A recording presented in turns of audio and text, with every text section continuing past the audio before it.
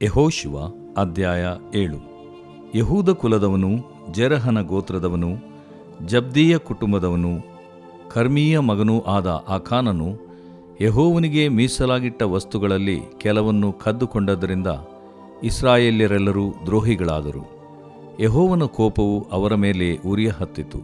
ಯೆಹೋಶುವನು ಜನರನ್ನು ಕರೆದು, ನೀವು ಗಟ್ಟ ಹತ್ತಿ ಬೇತೇಲಿನ ಪೂರ್ವಕ್ಕೂ ಬೇತಾವೆನಿನ ಸಮೀಪದಲ್ಲೂ ಇರುವ ಆಯಿ ಎಂಬ ಪ್ರಾಂತವನ್ನು ಸಂಚರಿಸಿ ನೋಡಿರಿ ಎಂದು ಹೇಳಿ ಅವರನ್ನು ಯೆರಿಕೋವಿನಿಂದ ಕಳುಹಿಸಿದನು. ಅವರು ಹೋಗಿ ಆಯಿ ಎಂಬ ಊರನ್ನು ಸಂಚರಿಸಿ ನೋಡಿ ಹಿಂದಿರುಗಿ ಬಂದು ಯೆಹೋಶುವನಿಗೆ, ಎಲ್ಲ ಜನರು ಹೋಗುವುದು ಅವಶ್ಯವಿಲ್ಲ, 2 ಅಥವಾ 3,000 ಮಂದಿ ಹೋದರೆ ಸಾಕು, ಅವರು ಪಟ್ಟಣವನ್ನು ಜಯಿಸಬಹುದು, ಎಲ್ಲರನ್ನೂ ಕಳುಹಿಸಿ ಸುಮ್ಮನೆ ದಣಿಸುವುದೇಕೆ, ಅವರು ಸ್ವಲ್ಪ ಮಂದಿ ಮಾತ್ರ ಇರುತ್ತಾರೆ ಎಂದು ಹೇಳಿದರು. ಅದರಂತೆ ಸುಮಾರು 3,000 ಮಂದಿ ಹೋದರು. ಆದರೆ ಅವರು ಆಯಿ ಎಂಬ ಊರಿನವರ ಎದುರಿನಿಂದ ಓಡಿ ಬರಬೇಕಾಯಿತು. ಆಯಿ ಎಂಬ ಊರಿನವರು ಅವರನ್ನು ಊರು ಬಾಗಿಲಿನಿಂದ ಕಲ್ಲುಗಣಿಯವರೆಗೂ ಹಿಂದಟ್ಟಿ ಇಳಿ ನೆಲದಲ್ಲಿ ಅವರನ್ನು ಸೋಲಿಸಿ ಸುಮಾರು 36 ಮಂದಿಯನ್ನು ಹತಮಾಡಿದರು. ಇದರಿಂದ ಇಸ್ರಾಯೇಲ್ಯರ ಧೈರ್ಯವು ಕರಗಿ ನೀರಾಯಿತು.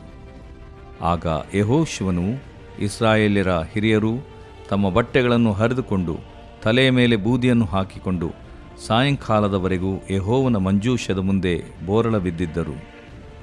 ಮತ್ತು ಯೆಹೋಶುವನು, ಅಯ್ಯೋ ಕರ್ತನೇ, ಯೆಹೋವನೇ, ನೀನು ಈ ಜನರನ್ನು ಯೊರ್ದಾನ್ ಹೊಳೆ ದಾಟಿಸಿದ್ದೇಕೆ? ನಮ್ಮನ್ನು ಅಮೋರಿಯರ ಕೈಗೆ ಒಪ್ಪಿಸಿ ನಾಶ ಮಾಡಬೇಕೆಂದಿದ್ದೀಯಾ? ನಾವು ಇಷ್ಟೇ ಸಾಕೆಂದು ಯೊರ್ದಾನ್ ಹೊಳೆಯ ಆಚೆಯಲ್ಲಿಯೇ ಇದ್ದರೆ ಎಷ್ಟೋ ಒಳ್ಳೆಯದಾಗಿತ್ತು. ಕರ್ತನೇ, ಇಸ್ರಾಯೇಲ್ಯರು ಶತ್ರುಗಳಿಗೆ ಬೆನ್ನು ತೋರಿಸಿದ್ದಾರಲ್ಲ, ಇನ್ನೇನು ಹೇಳಲಿ? ಕಾನಾನ್ಯರು, ದೇಶದ ಬೇರೆ ಎಲ್ಲ ನಿವಾಸಿಗಳು ಇದನ್ನು ಕೇಳಿ ನಮ್ಮನ್ನು ಸುತ್ತಿಕೊಂಡು ಭೂಲೋಕದಲ್ಲಿ ನಮ್ಮ ಹೆಸರು ಉಳಿಯದಂತೆ ಮಾಡುವರು. ನಿನ್ನ ಮಹಾನಾಮಕ್ಕೋಸ್ಕರ ಏನು ಮಾಡುವಿ ಅಂದನು. ಆಗ ಯೆಹೋವನು ಯೆಹೋಶುವನಿಗೆ ಹೇಳಿದ್ದೇನೆಂದರೆ, ಏಳು, ನೀನು ಈ ಪ್ರಕಾರ ಬೋರ್ಲ ಬಿದ್ದಿರುವುದೇಕೆ? ಇಸ್ರಾಯೇಲ್ಯರು ನನ್ನ ನಿಬಂಧನೆಯನ್ನು ಮೀರಿ ಪಾಪಿಷ್ಠರಾಗಿದ್ದಾರೆ. ಮೀಸಲಾದ ವಸ್ತುಗಳನ್ನು ತೆಗೆದುಕೊಂಡು ಕಳ್ಳರಾಗಿ ತಮ್ಮ ಸಾಮಾನುಗಳಲ್ಲಿ ಅಡಗಿಸಿಟ್ಟು ವಂಚಕರಾದರು. ಆದುದರಿಂದ ಇಸ್ರಾಯೇಲ್ಯರು ಶತ್ರುಗಳ ಮುಂದೆ ನಿಲ್ಲಲಾರದೆ ಅವರಿಗೆ ಬೆನ್ನು ತೋರಿಸುವರು. ಅವರು ಶಾಪಗ್ರಸ್ತರೇ. ಶಾಪಕ್ಕೆ ಕಾರಣವಾದದ್ದನ್ನು ನಿಮ್ಮ ಮಧ್ಯದಿಂದ ತೆಗೆದುಹಾಕುವವರೆಗೆ ನಾನು ನಿಮ್ಮ ಸಂಗಡ ಬರುವುದಿಲ್ಲ. ಎದ್ದು ಜನರನ್ನು ಶುದ್ಧಪಡಿಸು. ನೀನು ಅವರಿಗೆ, ಇಸ್ರಾಯೇಲ್ಯರೇ, ನಾಳೆಗೋಸ್ಕರ ನಿಮ್ಮನ್ನು ಶುದ್ಧಪಡಿಸಿಕೊಳ್ಳಿರಿ.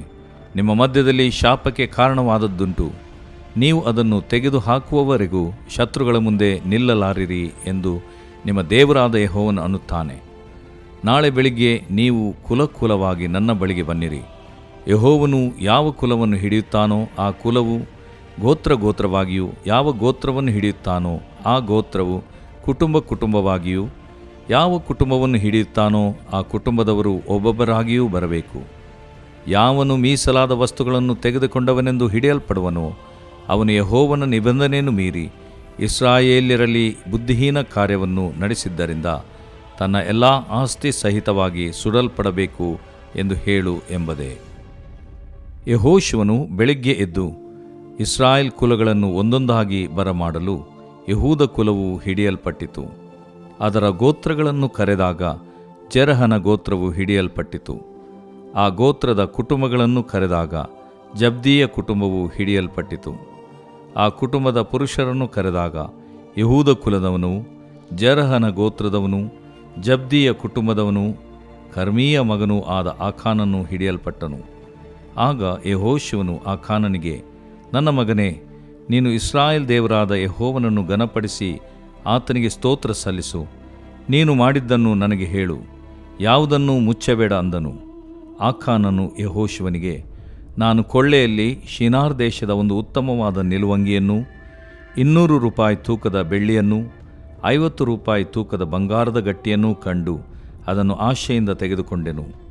ಅವುಗಳನ್ನು ನನ್ನ ಗುಡಾರದ ಮಧ್ಯದಲ್ಲಿ ಹುಗಿದಿಟ್ಟಿದ್ದೇನೆ. ಬೆಳ್ಳಿಯು ಅಂಗಿಯ ಕೆಳಗಿರುತ್ತದೆ.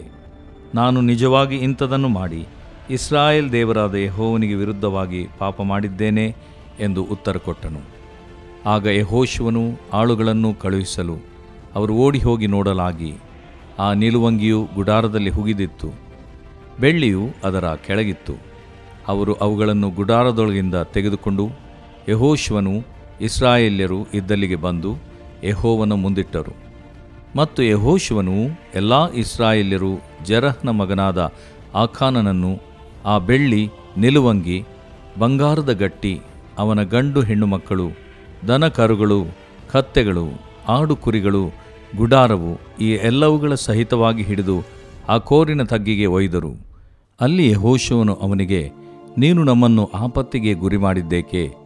ಈ ಹೊತ್ತು ಯೆಹೋವನು ನಿನ್ನ ಮೇಲೆ ಆಪತ್ತನ್ನು ಬರಮಾಡುವನು ಎಂದು ಹೇಳಿದ ಕೂಡಲೇ ಇಸ್ರಾಯೇಲ್ಯರೆಲ್ಲರೂ ಅವನನ್ನು ಕಲ್ಲೆಸೆದು ಕೊಂದರು. ಅವನಿಗಿದ್ದದ್ದೆಲ್ಲವನ್ನೂ ಕಲ್ಲೆಸೆದು ಬೆಂಕಿಯಿಂದ ಸುಟ್ಟುಬಿಟ್ಟರು. ಅವನ ಮೇಲೆ ಕಲ್ಲುಗಳ ಒಂದು ಕುಪ್ಪೆಯನ್ನು ಹಾಕಿದರು. ಅದು ಇಂದಿನವರೆಗೂ ಅದೇ. ಆಗ ಯೆಹೋವನ ರೋಷಾಗ್ನಿಯು ಅಡಗಿ ಹೋಯಿತು. ಈ ಸಂಗತಿಯ ದೆಸೆಯಿಂದ ಆ ಸ್ಥಳಕ್ಕೆ ಇಂದಿನವರೆಗೂ ಆಕೋರಿನ ತಗ್ಗು ಎಂಬ ಹೆಸರಿರುತ್ತದೆ. ದೇವರು ಪ್ರೀತಿಸುವ ಪ್ರೀತಿಯ ಬಿಗ್ ಜೆ ಟಿವಿ ಪ್ರಿಯ ವೀಕ್ಷಕರಿಗೆ ನಮ್ಮ ಕರ್ತನಾದ ಯೇಸು ಕ್ರಿಸ್ತನ ಹೆಸರಿನಲ್ಲಿ ವಂದಿಸಿ ನಿಮ್ಮನ್ನು ಆಹ್ವಾನಿಸುತ್ತಿದ್ದೇವೆ. ಬನ್ನಿರಿ, ಇಂದು ದೇವರ ವಾಕ್ಯವನ್ನು ನಾವು ಒಟ್ಟಾಗಿ ಸೇರಿ ಅಧ್ಯಯನ ಮಾಡಿಕೊಳ್ಳೋಣ. ಇಂದಿನ ನಮ್ಮ ಅಧ್ಯಯನ ಯೆಹೋಶುವನ ಗ್ರಂಥ, ದ ಬುಕ್ ಆಫ್ ಜೆಹೋಶುವ, ಚಾಪ್ಟರ್ 7, 7ನೇ ಅಧ್ಯಾಯ.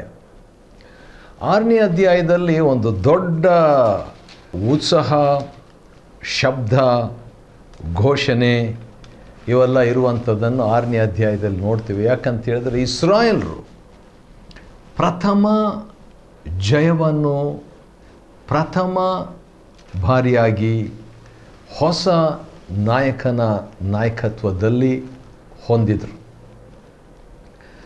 ಹೌದು, ದೇವರು 430 ವರ್ಷಗಳು ಗುಲಾಮರಾಗಿದ್ದಂಥ ಇಸ್ರಾಯೇಲರನ್ನು ಮೋಶೆಯ ನಾಯಕತ್ವದಿಂದ ಬಿಡಿಸಿ ಸುಮಾರು 30 ಲಕ್ಷ ಜನ ಇಸ್ರಾಯೇಲರನ್ನು ಕರ್ಕೊಂಡು ಬರ್ತಾ ಇರಲಾಗಿ ದಾರಿಯಲ್ಲಿ ಅನೇಕ ಅದ್ಭುತಗಳನ್ನು, ಸೂಚಕ ಕಾರ್ಯಗಳನ್ನು ಮಾಡಿಸ್ತಾ ಅವರಿಗೆ ಮನ್ನವನ್ನು ಒದಗಿಸ್ತಾ, ರಾತ್ರಿಯಲ್ಲಿ ಅಗ್ನಿಸ್ತಂಭ, ಹಗಲೊತ್ತಿನಲ್ಲಿ ಮೇಘಸ್ತಂಭ, ಈ ರೀತಿಯಾಗಿ ಅಸಾಧಾರಣವಾದ ವಸ್ತ್ರಗಳು, ಅಸಾಧಾರಣವಾದ ಕೆರೆಗಳನ್ನು.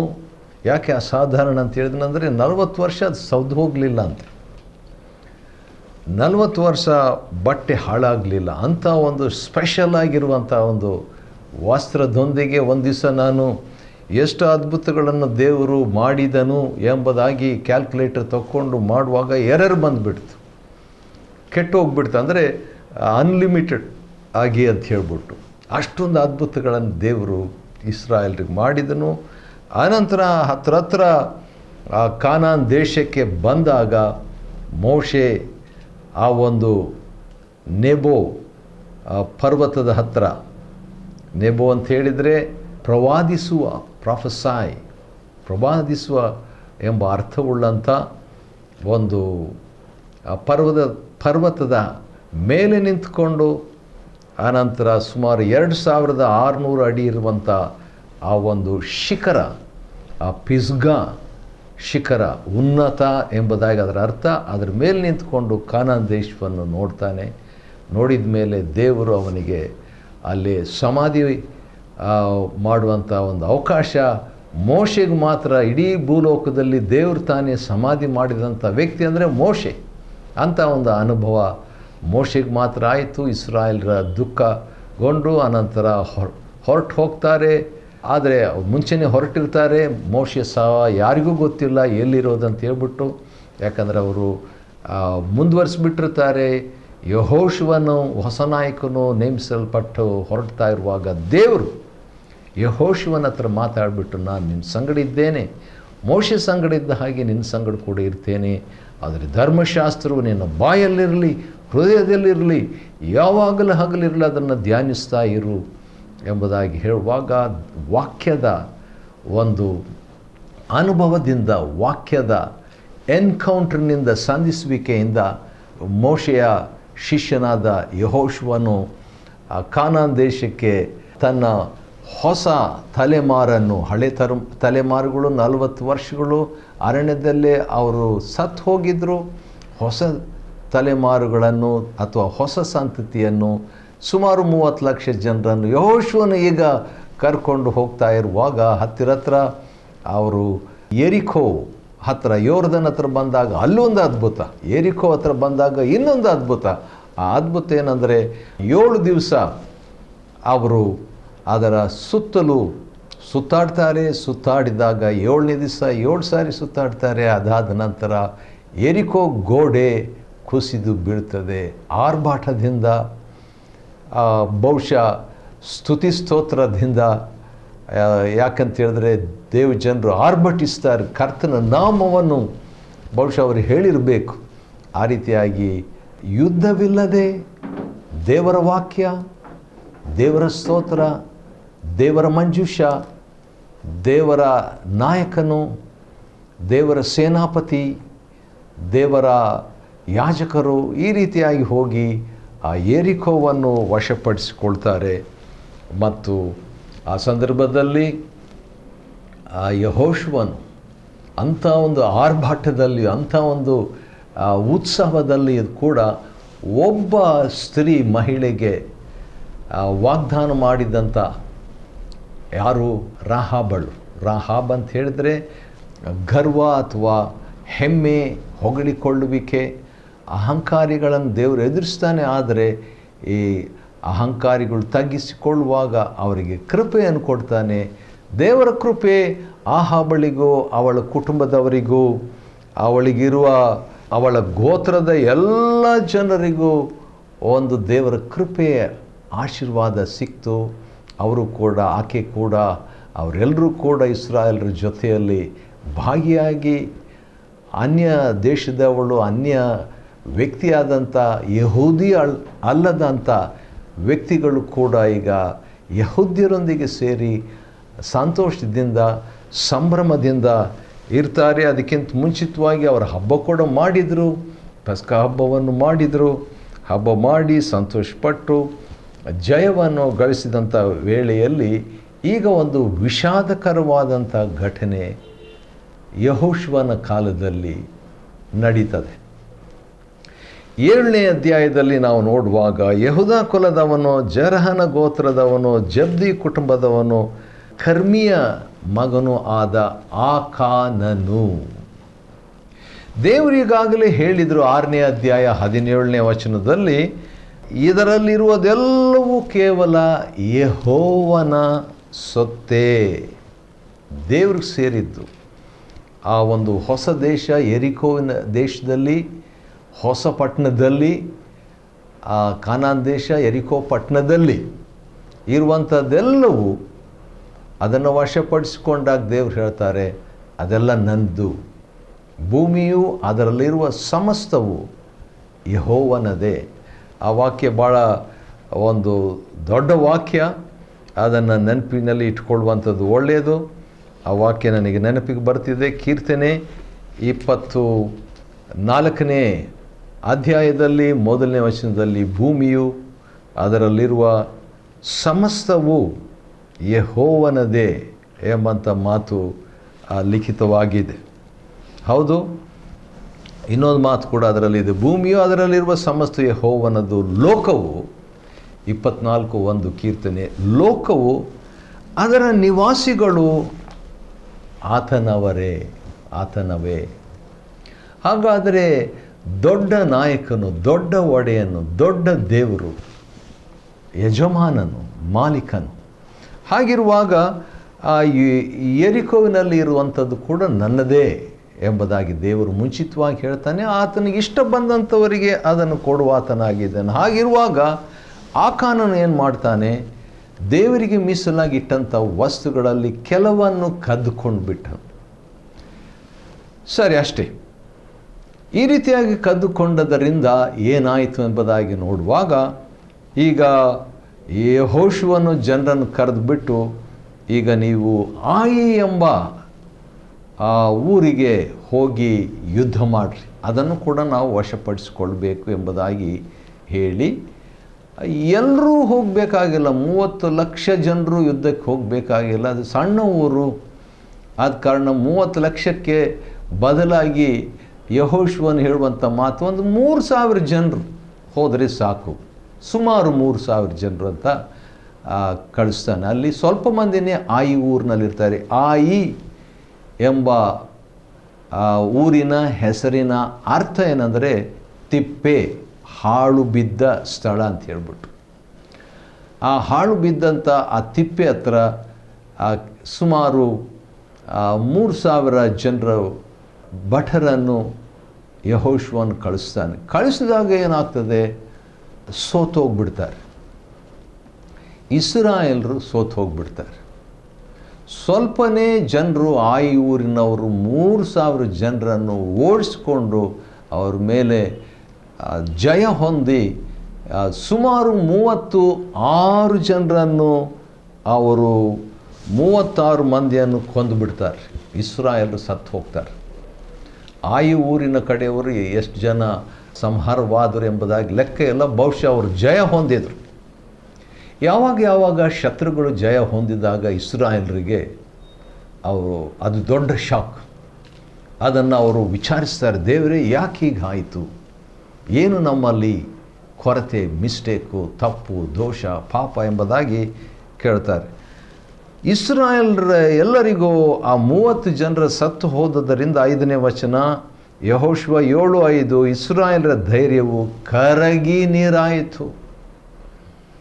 ದೊಡ್ಡ ಆರ್ಭಾಟ 6ನೇ ಅಧ್ಯಾಯದಲ್ಲಿ ತುತ್ತೂರಿ ಕೊಂಬೂದಿದರು, ಪಸ್ಕಹಬ್ಬ ಆಚರಿಸಿದರು, ಸಂತೋಷಪಟ್ಟರು, ವಶಪಡಿಸಿಕೊಂಡ್ರು, ಇವೆಲ್ಲ ಇತ್ತು. ಆದರೆ 7ನೇ ಅಧ್ಯಾಯದಲ್ಲಿ ಭಯ ಹಿಡಿದುಬಿಟ್ರು, ಭಯ ಬಂದುಬಿಡ್ತು, ಧೈರ್ಯ ಹೋಗ್ಬಿಡ್ತು.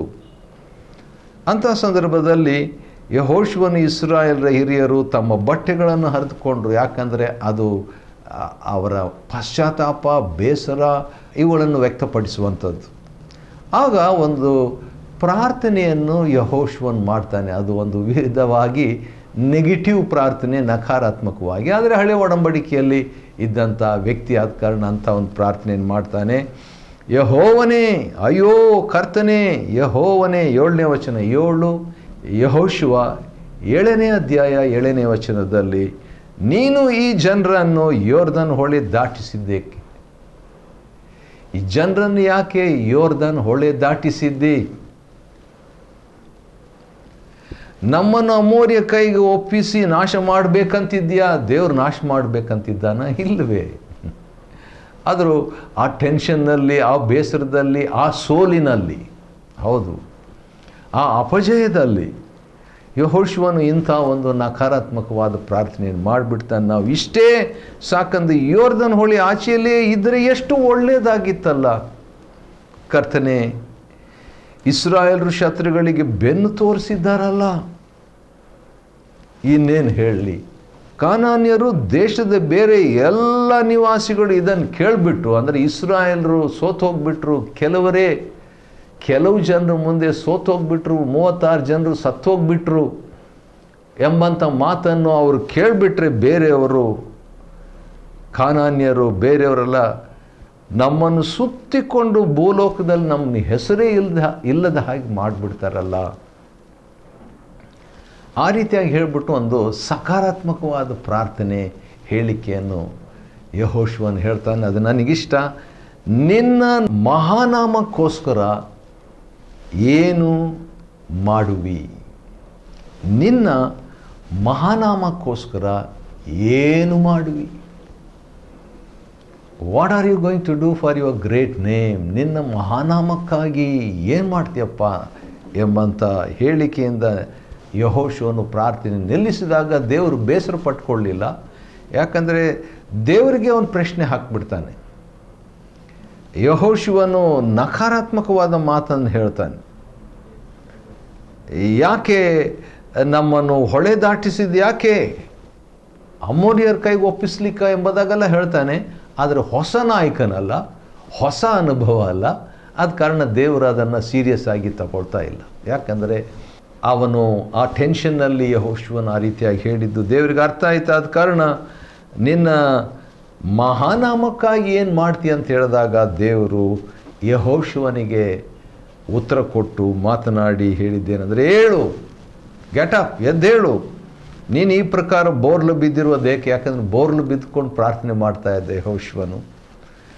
ಬಹುಶಃ ಇಸ್ರಾಯೇಲ್ ಹಿರಿಯರು ಕೂಡ ತಮ್ಮ ಬಟ್ಟೆಗಳನ್ನು ಹರಿದುಕೊಂಡು ಅವ್ರ ಪಶ್ಚಾತ್ತಾಪದಿಂದ ದೇವರ ಸನ್ನಿಧಾನದಲ್ಲಿ ಬಿದ್ದುಕೊಂಡಿರುವಾಗ ಯೆಹೋಶುವನು ಮಾಡಿದ ಪ್ರಾರ್ಥನೆಯನ್ನು ದೇವರು ಕೇಳಿ, ಇಸ್ರಾಯೇಲರು ನನ್ನ ನಿಬಂಧನೆಯನ್ನು ಮೀರಿ ಪಾಪಿಷ್ಠರಾಗಿದ್ದಾರೆ, ಮೀಸಲಾದ ವಸ್ತುಗಳನ್ನು ತೆಗೆದುಕೊಂಡು ಕಳ್ಳರಾಗಿ ಇದ್ದಾರೆ, ವಂಚಕರಾದರು. ನೋಡ್ರಿ, ಎಲ್ಲರೂ ಆ ರೀತಿ ಮಾಡಲಿಲ್ಲ. ಯೆರಿಕೋವಿನಲ್ಲಿ ಇದ್ದಂಥ ವಸ್ತು ನನ್ನ ಸೊತ್ತು ಎಂಬುದಾಗಿ ದೇವರು ಹೇಳಿದ್ದಾಗ ಒಬ್ಬ ವ್ಯಕ್ತಿ ಮಾತ್ರ, ಆಕಾನನು ಮಾತ್ರ ಅದನ್ನು ತೆಗೆದುಕೊಂಡದ್ರಿಂದ ಒಬ್ಬ ವ್ಯಕ್ತಿಯ ನಿಮಿತ್ತವಾಗಿ 36 ಜನರಿಗೆ ಮಹಾನ್ ಹಾನಿಯಾಯಿತು. 36 ಜನ ಸತ್ತು ಹೋದರು. ಒಬ್ಬ ವ್ಯಕ್ತಿಯಿಂದ 36 ಜನ ವಿಶ್ವಾಸಿಗಳು, ಸೋಲ್ಜರ್ಸ್, ಸೈನಿಕರು ಸತ್ತು ಹೋದರು, ಇಸ್ರಾಯೇಲರು ಸತ್ತು ಹೋದರು. ಅಷ್ಟೇ ಅಲ್ಲ, ಒಬ್ಬ ವ್ಯಕ್ತಿಯಿಂದ 36 ಜನರು ಸತ್ತು ಹೋದರು. ಒಬ್ಬ ವ್ಯಕ್ತಿಯಿಂದ 3,000 ಜನರು ಸೋತು ಹೋದರು. ವೈರಿಗಳಿಗೆ ಬೆನ್ನು ತೋರಿಸಿಕೊಂಡು ಓಡೋಗ್ಬಿಟ್ರು. ಅಷ್ಟೇ ಅಲ್ಲ, 30 ಲಕ್ಷ ಸುಮಾರು ಜನರು ಸೋತ ಹಾಗೆ ಆಯಿತು. ಅಷ್ಟೇ ಅಲ್ಲ, ಸುಮಾರು 30 ಲಕ್ಷ ಜನರು ಸೋತಿದ್ದ ಅಷ್ಟೇ ಅಲ್ಲ, ದೇವಜನರಾಗಿದ್ದರು, ಪ್ರಯಾಣ ಮಾಡಿ ಬಂದಿದ್ದರು, ಮೋಶೆಯನ್ನು ನೋಡಿದರು, ದೇವದರ್ಶನವನ್ನು ಹೊಂದಿದರು, ಸುನ್ನತಿಯಲ್ಲಿ ಮಾಡಿಸ್ಕೊಂಡಿದ್ರು. ಅವರಲ್ಲಿ ಲಕ್ಷಾಂತರ ಜನರು, ಪುರುಷರು, ಅವೆಲ್ಲ ಇದ್ದಾಗ್ಯೂ ಕೂಡ ಅವರು ಸೋತು ಹೋದರು.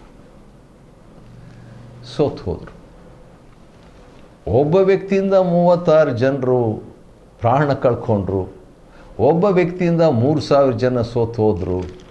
ಒಬ್ಬ ವ್ಯಕ್ತಿಯ ನಿಮಿತ್ತವಾಗಿ ಸುಮಾರು 30 ಲಕ್ಷ ಜನರು ಪಾಪಿಷ್ಠರಾದರು,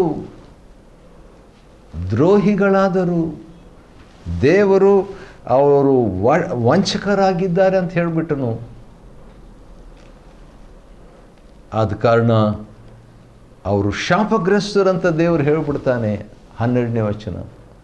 ಆಶೀರ್ವಾದದ ಜನರು ಈಗ ಒಬ್ಬ ಆ ವಿಶ್ವಾಸಿಯ ನಿಮಿತ್ತವಾಗಿ ಎಲ್ಲ ವಿಶ್ವಾಸಿಗಳು ಈಗ ಶಾಪಗ್ರಸ್ತರಾಗ್ಬಿಟ್ರು. ಆಶೀರ್ವಾದದ ಜನರು ನೋಡ್ರಿ, ಅವರು ಶಾಪಗ್ರಸ್ತರೇ ಅಂತ ಹೇಳ್ಬಿಟ್ಟು ಯೆಹೋಶುವ 7:12 ದೇವರು ಹೇಳ್ತಾನೆ.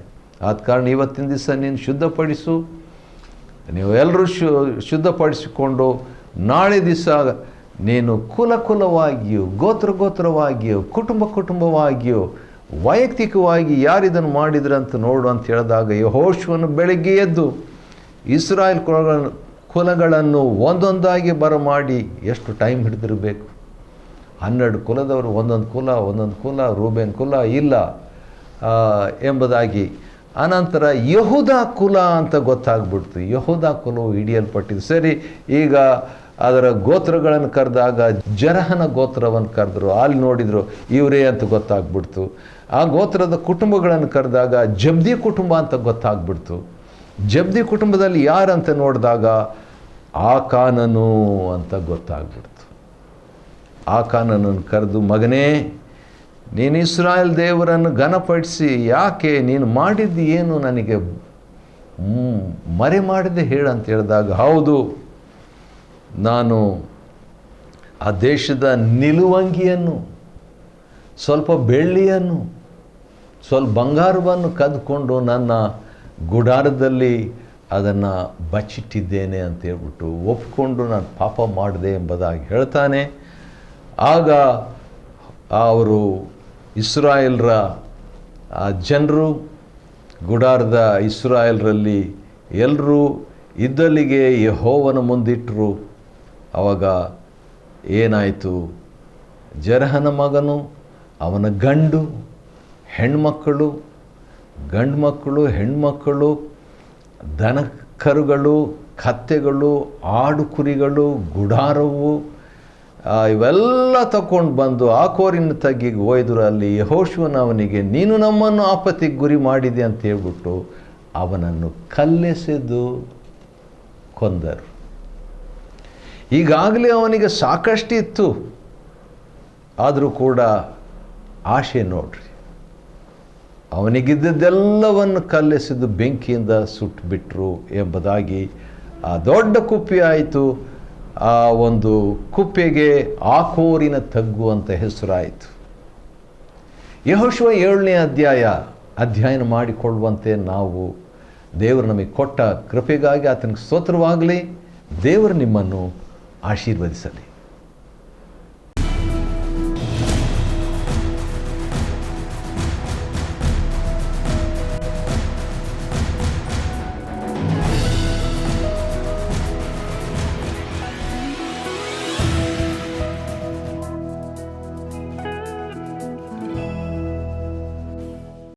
Chapter 7.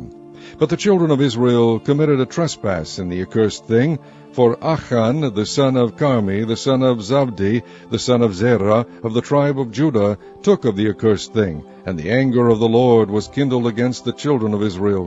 And Joshua sent men from Jericho to Ai, which is beside Beth-aven, on the east side of Bethel, and spake unto them, saying, Go up and view the country. And the men went up and viewed Ai. And they returned to Joshua and said unto him, Let not all the people go up, but let about 2,000 or 3,000 men go up and smite Ai, and make not all the people to labor thither, for they are but few. So there went up thither of the people about 3,000 men, and they fled before the men of Ai. And the men of Ai smote of them about 36 men, for they chased them from before the gate even unto Shebarim, and smote them in the going down, wherefore the hearts of the people melted and became as water. And Joshua rent his clothes, and fell to the earth upon his face before the ark of the Lord until the eventide, he and the elders of Israel, and put dust upon their heads. And Joshua said, O Lord God, wherefore hast thou at all brought this people over Jordan, to deliver us into the hand of the Amorites, to destroy us? Would to God we had been content and dwelt on the other side of Jordan. O Lord, what shall I say, when Israel turneth their backs before their enemies? For the Canaanites and all the inhabitants of the land shall hear of it, and shall environ us around, and cut off our name from the earth. And what wilt thou do unto thy great name? And the Lord said unto Joshua, Get thee up.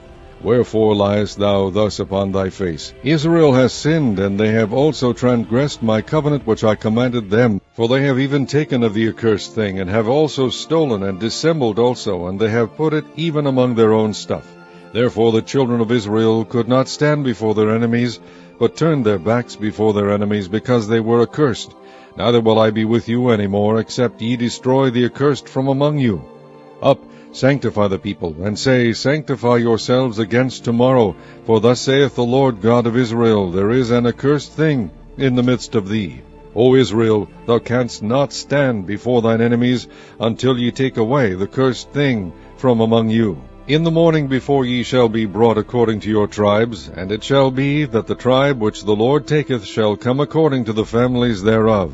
And the family which the Lord shall take shall come by households, and the household which the Lord shall take shall come man by man. And it shall be that he that is taken with the accursed thing shall be burnt with fire, he and all that he hath, because he hath transgressed the covenant of the Lord, and because he hath wrought folly in Israel. So Joshua rose up early in the morning, and brought Israel by their tribes, and the tribe of Judah was taken. And he brought the family of Judah, and he took the family of the Zarhites, and he brought the family of the Zarhites man by man, and Zabdi was taken. And he brought his household man by man, and Achan the son of Carmi, the son of Zabdi, the son of Zerah, of the tribe of Judah was taken. And Joshua said unto Achan, My son, give, I pray thee, glory to the Lord God of Israel, and make confession unto him, and tell me now what thou hast done. Hide it not from me. And Achan answered Joshua, and said, Indeed, I have sinned against the Lord God of Israel, and thus have I done. When I saw among the spoils a goodly Babylonish garment, and 200 shekels of silver, and a wedge of gold of 50 shekels weight, then I coveted them, and took them, and behold, they are hid in the earth in the midst of my tent, and the silver under it. So Joshua sent messengers, and they ran into the tent, and behold, it was hid in his tent, and the silver under it. And they took them out of the midst of the tent, and brought them unto Joshua, and unto all the children of Israel, and laid them out before the Lord. And Joshua and all Israel with him took Achan the son of Zerah, and the silver, and the garment, and the wedge of gold, and his sons, and his daughters, and his oxen, and his asses, and his sheep, and his tent, and all that he had, and they brought them unto the valley of Achor. And Joshua said, Why hast thou troubled us? The Lord shall trouble thee this day. And all Israel stoned him with stones, and burned them with fire, after they had stoned them with stones. And they raised over him a great heap of stones unto this day. So the Lord turned from the fierceness of his anger, wherefore the name of that place was called the valley of Achor unto this day.